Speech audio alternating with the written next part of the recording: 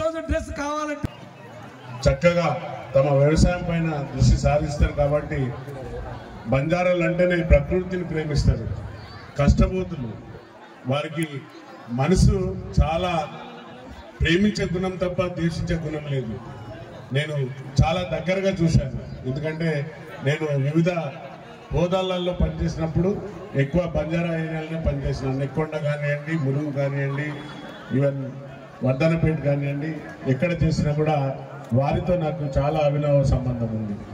ఈరోజు నేను శాసనసభ్యునిగా ఎన్నికైనా అంటే అది మీ ఆశీర్వాదం, సేవలాల్ గారి ఆశీర్వాదం ఈ సభాముఖంగా తెలియపరుస్తున్నాను. తప్పనిసరిగా, ఎందుకంటే పెద్దలందరూ మాట్లాడిండ్రు.